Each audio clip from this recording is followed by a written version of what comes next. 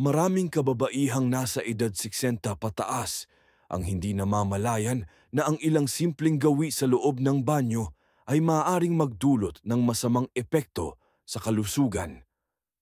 Ayon sa mga eksperto sa kalusugan ng matatanda, may ilang karaniwang asal na kung hindi ititigil ay maaaring humantong sa impeksyon, iritasyon, aksidente o pangmatagalang komplikasyon. Sa video na ito, tatalakayin natin ang 8 partikular na gawi sa banyo na dapat iwasan ng mga senior na babae. Ang layunin ay magbigay ng praktikal at batay sa agham na kaalaman upang mapanatili ang kalinisan, kaligtasan, at pangkalahatang kalusugan habang tumatanda.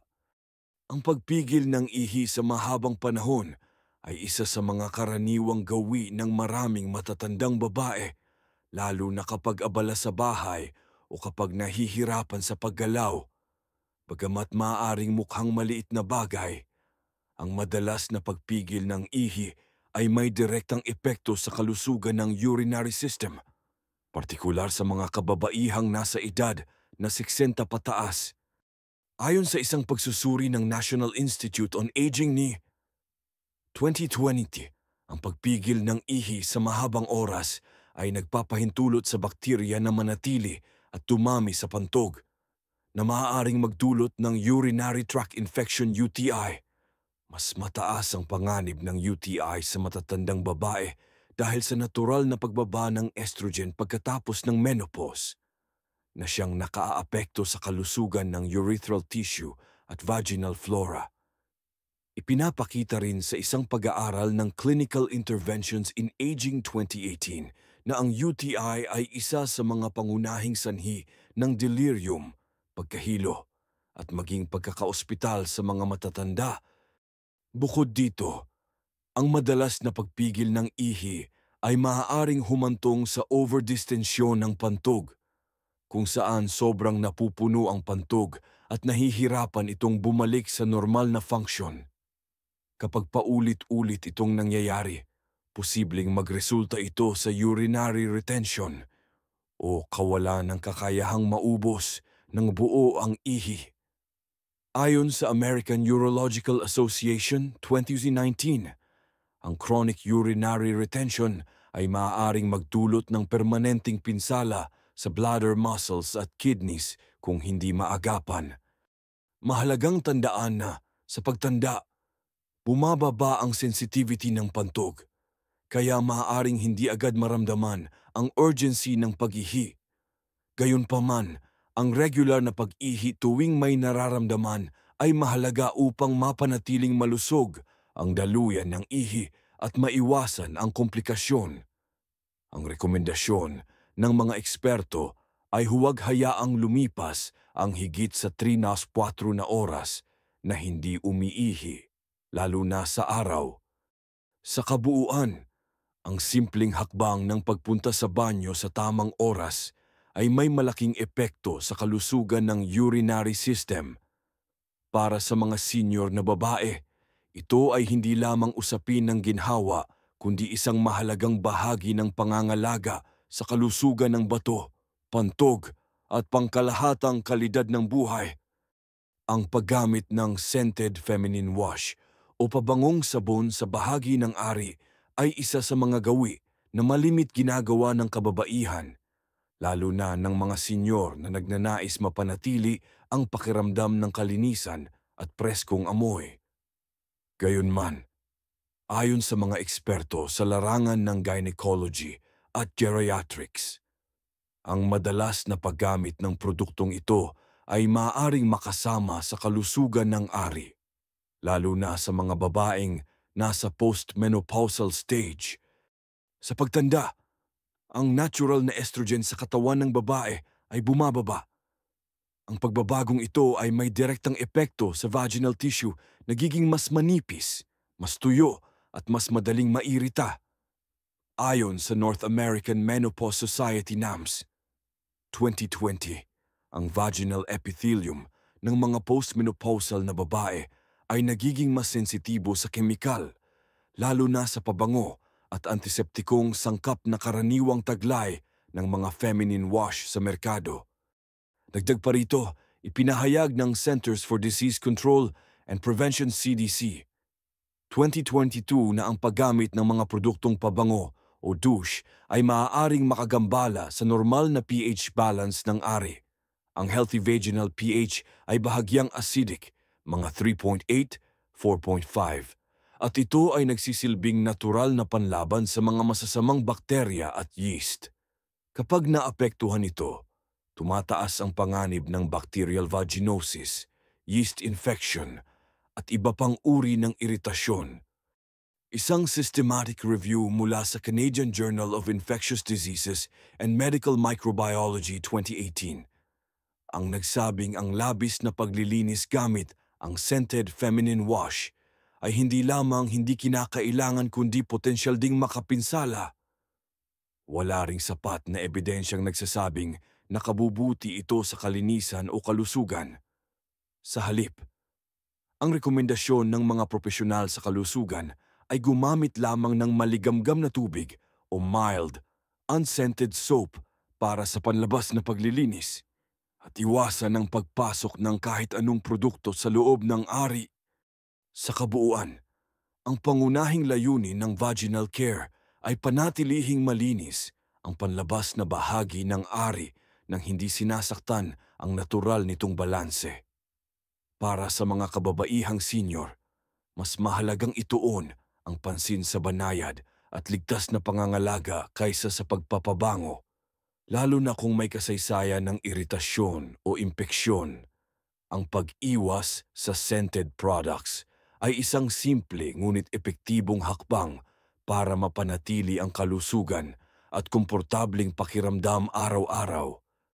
Ang matagal na pag-upo sa inidoro ay isa sa mga hindi namamalayang gawi na maaaring makaapekto sa kalusugan ng mga matatandang babae.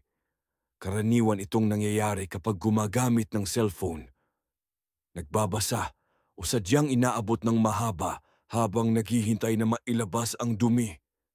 Gayunman, ang simpleng ugaling ito ay may mga panganib na hindi dapat baliwalain. Sa pagsusuri ng International Journal of Colorectal Disease 2019, ang prolonged sitting sa toilet ay nagdudulot ng labis na pressure sa anal at rectal veins.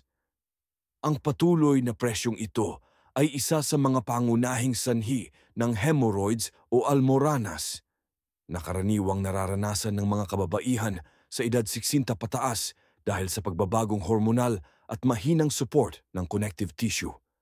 Ayon din sa American Society of Colon and Rectal Surgeons ASCRS 2021, ang almoranas sa matatanda ay hindi lamang sanhi ng pananakit at pagdurugo, kundi maaari ring magdulot ng kakulangan sa iron at panghihina kung hindi maagapan. Bukod sa almoranas, may ebidensya rin na ang matagal na pag-upo sa inidoro ay maaaring magpahina sa pelvic floor muscles.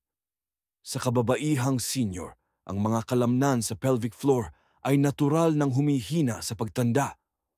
Ayon sa International Urogynecology Journal 2017, ang extended toilet sitting ay nagpapalala ng pelvic organ prolapse, isang kondisyon kung saan ang uterus o rectum ay bumababa mula sa tamang pwesto.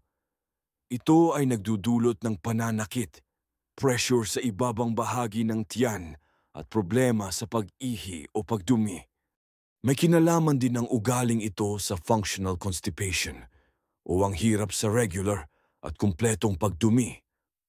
Sa halip na gumaan ang pakiramdam, ang matagal na pag-upo ay maaaring magpatagal pa ng bowel movement at magresulta sa labis na straining, na hindi rin mabuti sa puso at blood pressure, lalo na sa mga may kasamang cardiovascular condition. Upang maiwasan ang mga panganib na ito, inirerekomenda ng mga eksperto na limitahan ang oras ng pag-upo sa toilet nang hindi hihigit sa 10 minuto at iwasan ang paggamit ng gadgets o pagbabasa habang nasa loob ng banyo. Mahalaga ring ugaliin ang tamang fiber intake at hydration upang mapadali ang natural na bowel movement nang hindi kailangang tumagal sa banyo. Sa kabuuan, ang paglalaan ng sapat ngunit hindi labis na oras sa banyo ay mahalagang bahagi ng tamang gawi sa kalusugan para sa kababaihang senyor. Ang simpleng pagbabagong ito ay may malaking epekto sa comfort, mobility, at dignidad habang tumatanda. Ang pagpapanatili ng tuyo at malinis na suot na panloob ay mahalaga sa kalinisan at kalusugan ng bahagi ng ari, lalo na para sa mga kababaihang senior. Sa kabila nito, hindi maiiwasan na may ilan na hindi agad nagpapalit ng basang panty, sanitary pad o adult diaper dahil sa limitasyon sa paggalaw, kakulangan sa suporta o simpleng pagkapagod. Gayunman, ang pagpapaliban sa pagpapalit ng basang panloob ay maaaring magdulot ng seryosong epekto sa kalusugan ng balat at sistema ng paghihi. Ayon sa Journal of Wound, Ostomy and Continence Nursing 2021, ang basang kapaligiran sa genital area ay nagiging daan para sa bacterial overgrowth na maaaring humantong sa contact dermatitis, fungal infection gaya ng candidiasis, at mas mataas na panganib ng urinary tract infection UTI. Ang kahalumigmigan na hindi agad natutuyo ay nagpapahina sa natural na barrier ng balat, kaya't mas madaling makapasok ang mga mikrobyo. Partikular na apektado ang mga kababaihang may urinary incontinence o patuloy na pagtagas ng ihi na karaniwan sa edad 16 pataas. Ayon sa International Continence Society 2018, halos 45% ng postmenopausal women ang nakakaranas ng varying degrees ng incontinence. Kapag hindi agad napalitan ng basang diaper o pad, tumataas ang posibilidad ng pagkakaroon ng incontinence-associated dermatitis IAD, isang uri ng skin irritation na maaaring lumala at mauwi sa mas malalalim na sugat. Dagdag pa rito, ang amoy at discomfort na dulot ng basa at mainit-init na kapaligiran sa genital area ay maaaring magdulot ng kahihiyan, pagkabawas ng self-confidence, at sa ilang kaso ay pag-iwas na lumabas ng bahay o makihalubilo na negatibong nakaaapekto sa mental health ng senior. Upang maiwasan ang mga komplikasyong ito, inirerekomenda ng mga profesional sa geriatric care na palitan kaagad ang anumang basang panty pad o diaper sa loob ng hindi hihigit sa 2 hanggang 3 oras, lalo na kung may nararamdamang basa o init. Gumamit din ng breathable cotton underwear o dermatologically tested na produkto upang mabawasan ang iritasyon. Mainam ring gumamit ng water-based barrier creams para sa mga may frequent incontinence. Sa kabuuan, ang regular at maagap na pagpapalit ng basang panloob ay hindi lamang usapin ng kalinisan, kundi isa ring pangunahing hakbang upang mapanatili ang kalusugan ng balat, maiwasan ang impeksyon at mapanatili ang dignidad at kaginhawaan ng kababaihang senior araw-araw. Para sa maraming matatandang babae, ang maligamgam o mainit na paligo ay nagbibigay ng ginhawa, lalo na tuwing umaga o sa malamig na panahon. Gayunpaman, may limitasyon ang benepisyo ng init ng tubig. At kapag ito ay labis partikular kung lampas sa 40 degrees Celsius, maaaring magkaroon ito ng negatibong epekto sa kalusugan ng balat, lalo na sa mga kababaihang may edad 60 pataas. Ayon sa American Academy of Dermatology AAD 2020, ang sobrang init na tubig ay mabilis na nag-aalis ng natural oils o sebum sa ibabaw ng balat. Ang sebum ay mahalaga upang mapanatili ang moisture barrier ng balat. Sa pagtanda, ang balat ay natural nang nagiging mas manipis, mas tuyo, at mas sensitibo. Ang pagkakalantad sa matagal o madalas na mainit na tubig ay nagpapalala sa cirrhosis o abnormal dryness of the skin na karaniwan sa mga matatanda. Sa mga kababaihang postmenopausal, ang estrogen deficiency ay nakadagdag pa sa bilis ng pagkatuyo ng balat. Isang pag-aaral na inilathala sa Journal of Clinical and Aesthetic Dermatology 2019 ay nag-ulat na ang dry skin sa matatanda ay isa sa mga pangunahing sanhi ng pangangati, pagkakagasgas, at sa ilang kaso ay eczema craquelé, isang uri ng dermatitis na nagiging sanhi ng punit-punit na balat na maaaring magsanhi ng impeksyon. Bukod pa rito, ang sobrang init na shower ay maaaring magdulot ng biglaang pagbagsak ng blood pressure, orthostatic hypotension sa mga matatanda, lalo na kung sila'y may kasamang kondisyon gaya ng hypertension o ginagamit ang ilang uri ng maintenance medications. Ayon sa Journal of Geriatric Cardiology 2021, ang pagbabago ng temperatura mula malamig papuntang mainit ay maaaring mag-trigger ng vasodilation na minsan ay nauuwi sa pagkahilo o pagkadapa sa banyo. Upang mapanatiling ligtas at komportable ang paliligo, inirerekomenda ng mga eksperto ang paggamit ng maligamgam na tubig na hindi lalagpas sa 37-38 Swexinaw, paglimitan ng paligo sa loob ng 40 minuto, at pag-iwas sa madalas na paggamit ng matapang na sabon. Pagkatapos maligo, mahalagang agad na maglagay ng hypoallergenic moisturizer habang basa pa ng kaunti ang balat upang mas madaling ma-lock-in ang moisture. Sa kabuuan, ang mainit na shower ay maaaring bahagi pa rin ng araw-araw na gawi. Subalit ito'y kailangang gawin ng may pag-iingat at tamang kaalaman. Sa tamang temperatura at oras, maiiwasan ang tuyo, sensitibong balat at mas mapapanatili ang kalusugan at kaligtasan ng mga kababaihang senyor sa kanilang routine sa banyo. Ang banyo ay isa sa mga pinakakaraniwang lugar ng aksidente sa loob ng tahanan, lalo na sa mga matatandang babae. Isa sa mga pangunahing sanhi nito ay ang madulas na sahig at kakulangan ng mga safety device tulad ng rubber mat at grab bars. Bagamat maaaring tila maliit na detalye lamang ito, may malalim itong epekto sa kaligtasan at functional independence ng mga kababaihang nasa edad 60 pataas. Ayon sa ulat ng World Health Organization WHO 2021, tinatayang isa sa 3 matatandang tao ang nakakaranas ng pagkadulas kada taon at halos 80% ng mga insidenteng ito ay nagaganap sa loob ng bahay, pinakamadalas sa banyo.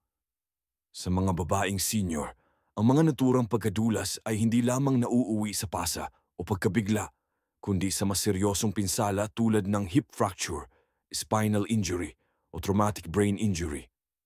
Sa katunayan, ayon sa National Council on Aging NCOA 2020, mahigit 95% ng hip fracture sa matatanda ay sanhi ng pagkadulas at mas mataas ang mortality rate sa mga kababaihan na nakaranas nito. Ang paglalagay ng non-slip rubber mats sa sahig ng paliligo at grab bars malapit sa toilet at shower area ay isa sa mga pinaka-epektibong hakbang sa pag-iwas sa ganitong uri ng aksidente. Ayon sa isang pag-aaral mula sa Journal of Safety Research 2018, ang mga banyo na may grab bars ay may 37% na mas mababang insidente ng pagkakadulas kumpara sa mga wala. Hindi sapat ang paggamit ng ordinaryong bath rugs o tuwalya bilang panakip sa sahig dahil mas madali itong madulas o matanggal. Bukod sa rubber mat, mahalaga ring tiyakin na ang ilaw sa banyo ay sapat, lalo na tuwing gabi. Ang kakulangan sa visual clarity ay isa ring salik ng pagkadulas. Ayon sa Geriatric Nursing Journal 2019, ang mga ilaw na may motion sensor o nightlight ay makatutulong para sa mga senior na kailangang gumamit ng banyo sa gabi. Mainam din ang pagkakaroon ng upuang naliligo para sa mga nahihirapang tumayo ng matagal habang naliligo. Ang shower chair at handheld shower head ay inirerekomenda para sa mga senior na may problema sa balanse, osteoarthritis o panghihina ng tuhod. Sa kabuuan, ang pagpili at paglalagay ng tamang safety equipment sa loob ng banyo ay isang simpleng hakbang na maaaring magligtas ng buhay at maiwasan ang matagalang pagkadependent sa ibang tao. Ang kaligtasan sa banyo ay hindi opsyonal. Ito ay isang mahalagang bahagi ng pangangalaga sa kalusugan at dignidad ng bawat kababaihang senyor. Ang regular na pagsusuri sa anyo, kulay, at amoy ng ihi at dumi ay isang mahalagang bahagi ng pang-araw-araw na pangangalaga sa sarili, lalo na para sa mga matatandang babae.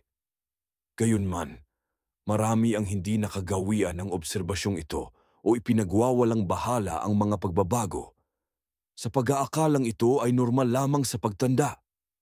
Ang katotohanan, ayon sa mga eksperto sa geriatrics at internal medicine, ang mga pagbabagong ito ay maaaring unang senyales ng mga seryosong kondisyon sa kalusugan. Ayon sa Mayo Clinic 2021, ang normal na ihi ay dapat malinaw o bahagyang dilaw. Kapag naging madilim na dilaw, kulay tsaa, may bula o may halong dugo, maaaring ito ay senyales ng dehydration, urinary tract infection UTI, liver dysfunction, o problema sa bato. Partikular na ang madilaw hanggang brownish na kulay ay maaaring may kaugnayan sa pagtaas ng bilirubin na indikasyon ng sakit sa atay. Samantala, ang ihi na may bula ay maaaring senyales ng proteinuria, isang indikasyon ng kidney disease na mas mataas ang insidensya sa mga kababaihang may edad 60 pataas, ayon sa National Kidney Foundation 2020. Pagdating sa dumi, ang konsistensiya, hugis, at regularidad ng pagdumi ay may direktang kinalaman sa kalusugan ng bituka at metabolismo. Ayon sa Bristol Stool Chart, ang normal na dumi ay nasa type 3-4, hugis, sausage o siksik, ngunit madaling ilabas. Kung ang dumi ay palaging matigas at buo-buo, type 1-2, posibleng senyales ito ng constipation o kakulangan sa fiber at hydration. Kung ito naman ay malambot o basa, type 6-7, maaaring may kinalaman ito sa irritable bowel syndrome IBS o malabsorption. Higit pa rito, ang pagkakaroon ng dugo sa dumi ay dapat ituring bilang babala at kailangang kumuonsulta agad sa doktor. Dahil ito ay maaaring senyales ng hemorrhoids, colonic polyps, o colorectal cancer. Isang pag-aaral mula sa American Journal of Gastroenterology 2019 ang nag-ulat na maraming senior na pasyente ang dumarating sa klinika sa advanced stage ng colon disorders dahil hindi nila binigyang pansin ang mga pagbabago sa pagdumi sa loob ng maraming buwan. Sa mga kababaihang senior, ang mga naturang sintomas ay madalas na iniuugnay lamang sa menopause o pagtanda, kaya't mas mahalagang itaguyod ang regular na self-monitoring upang mapanatili ang tamang kalusugan ng urinary at digestive system. Inirerekomenda ang pag-inom ng sapat na tubig, hindi bababa sa 1.5 to 2 litro bawat araw, pagkain ng fiber-rich foods gaya ng gulay at prutas, at obserbasyon sa anumang hindi normal na pagbabago sa ihi at dumi. Mainam ding isulat sa health notebook ang petsa at uri ng pagbabago kung kinakailangan itong iulat sa manggagamot. Sa kabuuan, ang pagwawalang bahala sa simpleng pagbabago sa ihi at dumi ay maaaring magdulot ng pagkaantala sa diagnosis at paggamot. Para sa mga kababaihang senior, ang pagiging mapagmatyag sa sariling katawan ay isang epektibong hakbang tungo sa maagang pag-iwas sa sakit at mas maayos na pamumuhay sa pagtanda. Ang pagsisimula ng araw sa isang maayos na bathroom routine ay may mahalagang epekto sa kalusugan ng kabuuang katawan, lalo na sa mga kababaihang nasa edad 60 pataas. Gayunman, maraming matatanda ang may gawi na laktawan o ipagpaliban ang mga simpleng gawain sa banyo tuwing umaga tulad ng pag-ihi, paghuhugas ng mukha, pag-inom ng tubig, o pag-upo sa inidoro dahil sa pag-aakalang ito'y hindi kailangang madaliin o dahil sa mabagal na paggalaw pagkagising. Subalit ayon sa mga pag-aaral, ang regular at maagap na morning hygiene routine ay may direktang benepisyo sa kalusugan ng bituka, pantog, balat at maging ng utak. Ayon sa National Institute on Aging 2021, ang pagtanda ay karaniwang may kasamang pagbabago sa circadian rhythm at metabolismo. Kapag hindi sinunod ang natural na urge na umihi o dumumi pagkagising, tumataas ang posibilidad ng urinary retention at constipation. Partikular sa mga kababaihang senior na may mahinang pelvic floor muscles, ang hindi agarang paghihi sa umaga ay maaaring magdulot ng discomfort o pagtaas ng panganib sa urinary tract infection, UTI. Inirerekomenda ng mga urologist ang paghihi sa loob ng 30 minuto matapos magising upang mapanatiling malinis ang daanan ng ihi. Sa kabilang banda, ang regular na pag-upo sa inidoro tuwing umaga kahit wala pang malakas na urge ay nakatutulong sa pagtataguyod ng healthy bowel movement. Ayon sa American Gastroenterological Association, AGA, 2020, ang katawan ay may tinatawag na gastrocolic reflex, isang natural na tugon ng kolon na gumagalaw pagkatapos kumain o uminom ng tubig. Kung sasamahan ng banayad na abdominal massage o maikling paglalakad, maaaring mas mapadali ang pagdumi sa umaga at maiwasan ang chronic constipation. Bukod sa kalinisan sa loob, ang paghuhugas ng mukha at katawan sa umaga ay may epekto rin sa mental alertness. Ayon sa Sleep Foundation 2022, ang pagbanlaw ng mukha gamit ang maligamgam o bahagyang malamig na tubig pagkagising ay tumutulong sa pag-regulate ng cortisol at pag-activate ng sympathetic nervous system na mahalaga upang maging handa ang katawan at isipan sa aktibidad ng araw. Mahalaga ring uminom ng isang baso ng tubig pagkagising. Matapos ang mahigit 6-8 oras na tulog, ang katawan ay nasa estado ng mild dehydration. Ayon sa European Journal of Nutrition 2019, ang pag-inom ng tubig sa umaga ay tumutulong sa metabolismo, pinapadali ang bowel movement, at nakatutulong sa cognitive performance ng matatanda. Sa kabuuan, ang simpleng gawi ng maagang pagpunta sa banyo ay hindi lamang para sa kalinisan, kundi para sa pangmatagalang kalusugan. Para sa mga kababaihang senior, ang pagbuo ng konsistenteng morning bathroom routine kasama ang pag-ihi, pagdumi, paghuhugas, at pag-inom ng tubig ay isang epektibong paraan upang mapanatiling aktibo, alerto, at maayos ang takbo ng araw. Sa pagtanda, ang disiplina sa maliliit na gawain ay may malaking kontribusyon sa dignidad at kalusugan sa araw-araw. Ang kalusugan sa pagtanda ay hindi lamang nakasalalay sa malalaking hakbang tulad ng pag-inom ng gamot o regular na check-up, kundi pati na rin sa mga maliliit at tila simpleng gawi sa araw-araw gaya ng mga ginagawa natin sa loob ng banyo. Ang 8 ugaling tinalakay sa video na ito ay maaaring magmukhang hindi mapanganib sa una. Ngunit sa paglipas ng panahon, maaari itong makaipon ng epekto na magdudulot ng seryosong problema sa kalusugan, partikular sa urinary health, digestive system, balat, at kaligtasan mula sa aksidente. Bilang kababaihang senior, ang pagiging mas maingat sa personal hygiene, routine, at kapaligiran sa loob ng banyo ay makatutulong hindi lamang sa pisikal na kalusugan, kundi pati na rin sa dignidad, ginhawa, at independensya sa araw-araw. Ang pagbabago ng isang hindi kanais-nais Nagawi kahit paunti-unti ay isang positibong hakbang patungo sa mas ligtas at mas maayos na pamumuhay.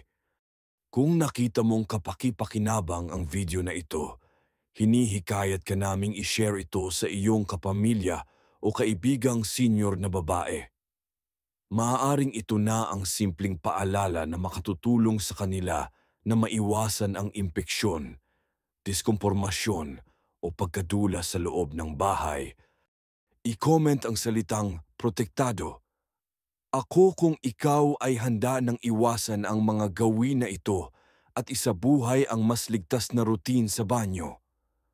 Huwag kalimutang i-like ang video na ito, mag-subscribe sa aming channel, at i-turn on ang notification bell para sa mas marami pang kaalamang pangkalusugan para sa mga matatanda.